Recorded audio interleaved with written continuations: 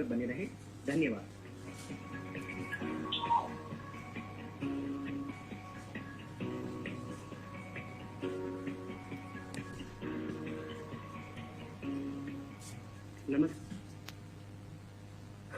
नमस्कार, आपका इस ऑडियो कॉन्फ्रेंस में स्वागत है। साथियों, माननीय मुख्यमंत्री श्री मनोहर लाल जी हम सभी के साथ फोन कॉन्फ्रेंस के माध्यम से जुड़ चुके हैं, जिसके लिए मैं उनका धन्यवाद करता हूं। ये प्रोग्राम 2 भागों में होगा। पहले भाग में माननीय मुख्यमंत्री जी अपनी बात रखेंगे। दूसरे भाग में आपसे भी सुझाव या आपके मन में कोई प्रश्न हो उसको भी सुनेंगे और उसका जवाब भी देंगे। अभी मैं माननीय मुख्यमंत्री जी से अनुरोध करता हूँ कि वो अपनी बात रखें। धन्यवाद। मेरे प्यारे हरियाणा से जुड़े हुए मेरे क्रांतिकारी भाइयों बहनों, आप ये कहेंगे कि हमको क्रांतिकारी क्यों कहा है। मैं आपसे एक बात साझा करना चाहता हूं कि जब भी कोई विशेष परिणाम लाने के लिए विशेष काम किसी विशेष उद्देश्य से और विशेष तकनीक से किया जाए, उसी को क्रांति कहते हैं। अपने देश में, दुनिया में बहुत क्रांतियां हुई हैं। जैसा हमने सुना होगा कि हरित क्रांति हुई अन्न को बढ़ाने के लिए, ऐसे ही हमने सुना है कि श्वेत क्रांति हुई दूध का उत्पादन बढ़ाने के लिए, एक गोल क्रांति हुई आलू के उत्पादन को बढ़ाने के लिए, पीली क्रांति हुई तिलहन और दालों को बढ़ाने के लिए, नीली क्रांति हुई मछली पालन के लिए, भूरी क्रांति हुई खाद और चमड़ा इसका उत्पादन बढ़ाने के लिए, बादामी क्रांति भी हुई इसी प्रकार से, ऐसे ही लाल क्रांति टमाटर को बढ़ाने के लिए हुई। और मैं एक आज विशेष आपसे साझा करना चाहता हूं इस बात के लिए कि एक अमृत क्रांति जिसमें जल को कैसे बचाया जाए, इस क्रांति में आप सब लोगों ने भी भाग लिया है। इसीलिए मैं आपको अपना क्रांतिकारी मित्र बता रहा हूं और आपको बताया गया होगा कि आपने अपने इस प्रदेश में पानी को किस प्रकार से व्यवस्थित ढंग से उपयोग करना है, पानी का कैसे कम उपयोग किया जाए, इस पर ध्यान दिया है। उस योजना के आप भागीदार बने हैं। हम जानते हैं कि पानी कम भी और ज्यादा भी दोनों हानिकारक हैं। ज्यादा पानी आ जाए तो बाढ़ आती है और हमारी फसलें बाढ़ में नुकसान हो सकता है। ऐसे ही पानी अगर कम हो तो सूखा पड़ जाता है, हमारी बोई हुई फसलें भी एक प्रकार से उत्पादन उसका खत्म हो जाता है, फसलें सूख जाती हैं। तो दोनों का ही एक प्रकार से हानिकारक है। हम जानते हैं कि पानी जो है उसके बहुत स्रोत हैं। हमें नहरों से पानी मिलता है, वर्षा से पानी मिलता है और साथ ही हम पृथ्वी के गर्भ से भी पानी निकालते हैं। अपने कुएं, अपने ट्यूबवेल ये लगा करके पानी निकालते हैं। हमारा एक समय था परंपरागत तरीके से हम अपने तालाबों से सिंचाई करते थे वर्षों पहले, और तालाब भी अपने आप नहीं बने थे। तालाब भी हम देखते हैं गांव के किनारे बहुत से उस समय के लोगों ने अपने अपने गांव में बड़े बड़े तालाब खोदे ताकि इस वर्षा के पानी को हम इकट्ठा कर सकें और उसका उपयोग कर सकें दैनंदिन जीवन में भी और सिंचाई में भी। अब इस प्रकार का एक समय अब आया है, हमको इन सब चीजों पर ध्यान करना होगा कि समय के हिसाब से चीजें अब बदल गई हैं, क्योंकि अब पानी का उपयोग, ये अंधाधुंध पानी का उपयोग होने लगा है। हमें खेती के लिए भी पानी चाहिए, हमें पीने के लिए भी पानी चाहिए, हमें दैनंदिन जीवन में जो पानी है उस पर भी बहुत उपयोग उसका होने लगा है। उद्योग के लिए भी पानी जो है वो हमको चाहिए और पानी निरंतर कम होता जा रहा है। एक प्रकार का अगर कहें कि जैसे मौसम में बदलाव हो रहा है, वैसे वर्षा भी अब अनिश्चित हो गई है। समय के अलावा आगे पीछे वर्षा होती है जिसका नुकसान होता है। अभी इन्हीं दिनों में वर्षा के ज्यादा होने से हमारी फसलें कितनी खराब हुई हैं। तो इन सब बातों का जब ध्यान करते हैं तो हमें पानी बचाने का एक विचार ये जरूर आता है। हम जानते हैं जल, जंगल और जमीन, ये तीनों चीजें हमारे जीवन का आधार है और इन तीनों पर हमको चिंता करनी चाहिए। और जब चिंता करने की बात आई तो उसमें से एक विचार आया कि आखिर पानी का सदुपयोग कैसे किया जाए, पानी को कैसे बचाया जाए। जैसा हम देखते हैं कि पानी खेती के लिए सबसे ज्यादा पानी धान में उपयोग होता है, गन्ने में उपयोग होता है। इस पर हमने एक नया विचार जो आपके सामने मैं रखने वाला हूं, लेकिन उससे पहले कुछ और चीजें ये ध्यान आपको मैं कराऊंगा कि पानी जमीन के अंदर से हम दोहन करते हैं तो जमीन धीरे धीरे पानी उसका खत्म होता जा रहा है और इससे जमीन बंजर होती जा रही है। पानी जमीन के लिए उसी प्रकार का एक मैं कहूंगा कि एक पानी की मात्रा जैसे शरीर में खून होता है।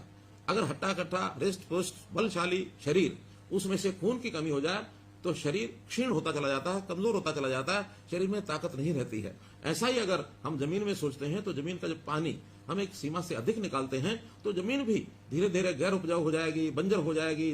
एक प्रकार से मरुस्थल और रेतीला इलाका वो भी पानी के कमी के कारण से होता है। उसमें से ही ये सब विषय हमको ध्यान में आए कि हम पानी का किस प्रकार से उपयोग ठीक करें। और इसके लिए जब पानी की कमी महसूस हुई, पानी जमीन में बहुत नीचे जाने लगा, तो डार्क जोन का एरिया ये घोषित हुआ। सेंट्रल वाटर कमीशन, केंद्र का जल आयोग, उन्होंने भी हमारे प्रदेश के 36 ब्लॉक उनको डार्क जोन घोषित कर दिया है। एक रिपोर्ट के अनुसार हमारे 7,287 गांव, जिसमें 3,041 के अंदर पानी की कमी महसूस की गई है और 1948 तो ऐसे हैं जो गंभीर संकट में आ गए हैं। उन जगह पर तो पानी 30 मीटर से भी ज्यादा नीचे चला गया, अर्थात 100 फुट से भी ज्यादा।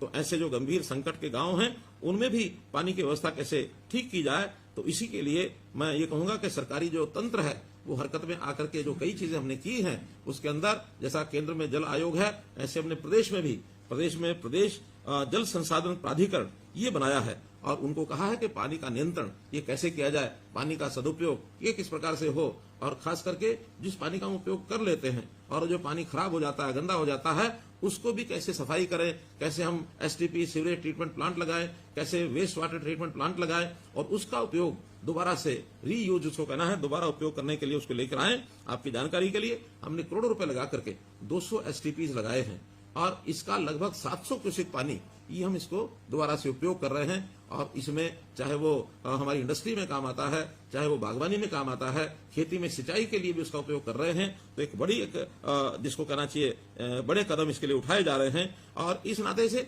दूसरा जो ज्यादा चिंता का विषय है वो जमीन के अंदर का पानी। जमीन के अंदर के पानी को पूरा करने के लिए पहले हमारे तालाब थे, वो भी उपयोगी होते थे। जमीन में पानी को रिचार्ज करके नीचे सतह पर पहुंचाते थे। जमीन पोरस भी होती थी। जमीन के अंदर जैसे केचुए उस समय खेती में काम करते थे, वो जमीन को उसको जो पोरस कर देते थे और उसमें पानी जो है नीचे जमीन में चला जाता था।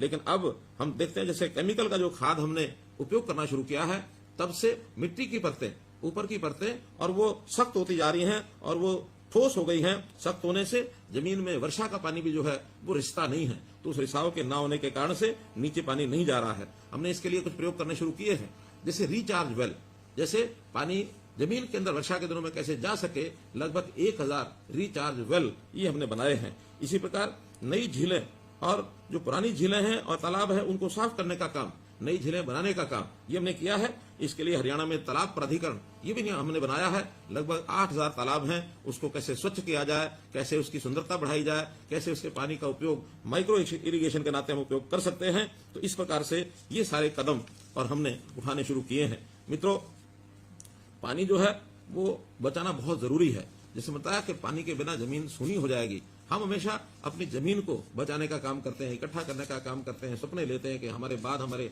बच्चों के वो जमीन काम आएगी, वो जमीन हमारी जायदाद है और उस जमीन को हम अपनी विरासत मानते हैं। लेकिन भूलिए मत कि जमीन के साथ पानी ये भी हमारी विरासत है। अगर पानी के बिना जमीन हमने दी तो उसका कोई उपयोग नहीं हो पाएगा। इसलिए हमने इस कार्यक्रम को शुरू किया, जिसका नाम दिया हमने मेरा पानी मेरी विरासत। और मेरा पानी मेरी विरासत के अंतर्गत जो योजना बनाई गई वो यही बनाई गई है कि हम कैसे पानी का उपयोग, इसका प्रबंधन ये हम कैसे ठीक करें। और ठीक करने के लिए हमने जैसे कहा कि धान की खेती, ये धान ऐसी फसल है और गन्ना खास करके इस प्रकार की फसल है कि सबसे ज्यादा पानी धान में और गन्ने में लगता है। एक तो हमारे मित्र ऐसे हैं जो हमारे ध्यान में आए, उन्होंने अपने खाने में चावल खाना छोड़ दिया। और क्यों छोड़ा? वो कहते हैं कि 1 किलो चावल के उगाने में, उसको पैदा करने में 3000 लीटर पानी लगता है। कह लगे अगर मैं पाव भर भी यानी चावल अपने भोजन में खाऊंगा तो 750 लीटर पानी इसको मैं खराब करूंगा। तो इस प्रकार से एक संकल्प के नाते मैंने एक उदाहरण दिया है। लेकिन क्या हमारा किसान ये अपनी खेती में विविधीकरण करके अन्य फसलों का उपयोग यानी पैदावार करके क्या उसका पानी का बचाव नहीं कर सकता? निश्चित कर सकता है। जब बातचीत हुई तो हमारे किसानों ने कहा कि हमारी थोड़ी आमदन घटेगी। हमने कहा आमदन अगर घटेगी तो हम इस काम के लिए एक बहुत पवित्र कार्य है, हम स्टेट का जो बजट है वो भी इसमें लगा सकते हैं। आपको घाटा शायद पूरा तो ना भरपाई हो सके, लेकिन जो कारण है उसको यदि आप समझेंगे तो उसका कुछ थोड़ा मुआवजा हम भी देंगे। तो हमने 7,000 रुपया प्रति एकड़ ये मुआवजा शुरू किया आज से 2 साल पहले 2020 में। और मुझे बड़ी खुशी है कि आप सब लोग जो आज जुड़े हुए हैं, हजारों की संख्या में आज जो मेरे साथ किसान जुड़े हैं, जिनको मैंने हमारे क्रांति मित्र ये कहा है, जल क्रांति मित्र ये हैं, अमृत क्रांति मित्र हैं, आप सब लोगों ने उसमें सहयोग किया। और मेरी जानकारी के हिसाब से 1,74,464 एकड़ पिछले 3 साल में और इतनी जमीन पर चावल छोड़ करके और दूसरी फसलों के ऊपर आपने जो काम किया है, चाहे उसमें मक्का है, कपास है, बाजरा है, खरीफ की दालें हैं, खरीफ तिलहन है, सब्जियां हैं, चारा है, पॉपुलर सफेदा, ये भी हमने जोड़ दिया है। तो ऐसे लगातार हम 3 वर्ष में जो रिजल्ट निकाल पाए, 1,74,000 और 464 एकड़ भूमि पर हमने अपनी बिजाई दूसरी फसलों को बो करके एक बहुत अच्छा काम किया है। और मैं चाहूंगा कि आपने जिन्होंने काम किया, ये एक पवित्र कार्य, पुण्य कार्य किया, अपनी अगली पीढ़ी के लिए किया। और इसमें लाभार्थी आप नहीं है, लाभार्थी तो सारा प्रदेश है। यानी हम कहेंगे कि हम लाभार्थी 7,000 रुपए के हैं, 7,000 रुपया तो केवल एक थोड़ी मात्रा में आपको जो आपको नुकसान होगा उसकी पूर्ति करने के लिए दिया। लाभ तो हमारी अगली पीढ़ी को हो रहा है, पूरे प्रदेश को हो रहा है। आप तो इसमें कर्म करने वाले कर्मार्थी बने हैं।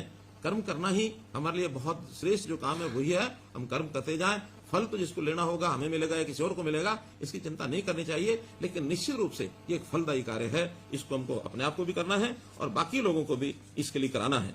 और हमने तो यहां तक कहा कि अगर, क्योंकि हमारे किसान भाई जानते हैं कि 3, 4 साल, 5 साल के चक्र में एक साल फसल न बोई जाए तो फसल की उपजाऊ जो शक्ति है वो बढ़ती है। आप अगर विविधीकरण से दूसरी फसल न भी बोएं, लेकिन धान की जगह की फसल को आप खाली भी रखते हैं तो जमीन का उपजाऊपन बढ़ेगा और उसके बदले में भी हम 7,000 रुपया ये आपको देने वाले हैं। एक दूसरा तरीका पानी को बचाने का हो सकता है डायरेक्ट सीडिंग, सीधी फसल की जो बिजाई है धान की, अगर वो करते हैं उससे भी हमारा पानी बचता है। इसके लिए भी हमने 4,000 रुपये प्रति एकड़ इसका जो अनुदान है ये दिया है। तो उस पर भी बहुत से जो हमारे बंधु हैं वो आ गए हैं। और अब हम चाहते हैं कि हर गांव का पानी ये बचना चाहिए। सरकार के बहुत से ऐसे कार्यक्रम शुरू किए हैं जिससे जो बरसात के दिनों का पानी है वो हम तालाबों में उसको भेज सकें, और जो हमारे तालाब जो नए हम बनाएंगे, झीलें बनाएंगे, उसके अंदर रख सकें, पानी का रिचार्जिंग कर सकें। हमने मसानी डैम में ये प्रयोग किया है कि वहां पानी लगातार बरसात का जाता है और फुटों फुट पानी वहां खड़ा रहता है। तो उसका परिणाम ये निकला है कि वहां रेवाड़ी जिले के आसपास लगभग 10 फुट पानी इसका जो लेवल है ये ऊंचा आया है। तो ऐसा काम हम अपने खेतों में रिचार्जिंग वेल लगा करके कर सकते हैं, या वहां पर हम माइक्रो इरिगेशन के लिए अपने कुछ जिसको कहना चाहिए पानी संग्रह करने के लिए छोटे रिजर्वायर बनवा सकते हैं। उसके लिए सरकार सब्सिडी देती है। हम माइक्रो इरिगेशन का अगर प्रयोग करते हैं तो सरकार उसके लिए भी 85% ये सब्सिडी देती है। तो पैसे का उपयोग करके भी हम पानी को बचा सकें, ये बहुत ही एक आवश्यक कार्य है। गांव-गांव में हमारे जल प्राधिकरण, जो हमारा जल संसाधन प्राधिकरण है हरियाणा का, उन्होंने तो योजना बनाई है कि पहले ब्लॉक के हिसाब से हम डार्क जोन का मूल्यांकन करते थे, सेंट्रल वाटर कमीशन ये करके देता था। अब तो हम स्वयं हर गांव का ये मूल्यांकन करेंगे कि उस गांव का पानी 1 साल पहले कितना था और अब 1 साल के बाद ऊपर आया तो कितना आया। हर गांव के लिए पीजोमीटर इसकी हमने व्यवस्था की है। लगभग 1500 गांव में ये पीजोमीटर लग चुके हैं। अन्य गांव में भी अगले वर्षों में पीजोमीटर लगाए जाएंगे, खास करके जहां पानी का लेवल 100 फुट से ज्यादा नीचे चला गया है। जहां 100 फुट से ज्यादा नीचे पानी गया है, हमारे किसान बंधु जानते हैं जो ट्यूबवेल चलाते हैं कि हर साल एक पाइप या 2 साल के बाद एक पाइप उनको नीचे पानी का डालने पड़ता है। और पिछले 10 साल में तो लगातार हर वर्ष 1 मीटर पानी नीचे जा रहा है। ये बहुत एक खतरनाक ट्रेंड है, इसको हमको रोकना होगा। और यदि इसको हम रोक लेंगे तो अगली पीढ़ी निश्चित रूप से हमको एक प्रकार से इस बात का श्रेय देगी कि हमारे पूर्वजों ने पानी की चिंता की है। हम जरूर इसकी चिंता करें और चिंता करते हुए इस संकट में हम कहीं किसी प्रकार से फंस ना जाएं। तो इस नाते से आज मैंने जो बातचीत की है केवल उन बंधुओं से की है कि जिन्होंने इस मुहिम में, इस आंदोलन में भाग लिया है और भाग लेते हुए अपने इस उद्देश्यों को पूरा किया है। आज इस अवसर पर मैं आपको बहुत बहुत बधाई और बहुत बहुत शुभकामना देता हूं कि अपने इस काम को हम स्वयं भी करें और अपने जो पड़ोसी और किसान बंधु हैं उनको भी कहें कि पानी ये बहुत जल ही जीवन है जैसा कहते हैं। तो जल ही जीवन के नाते से पानी को बचाना, अगली पीढ़ी के लिए पानी हमारा ठीक से हमें मिले, इस एक संदेश के साथ मैं आपको पुनः बहुत बहुत शुभकामना देते हुए बहुत बहुत धन्यवाद।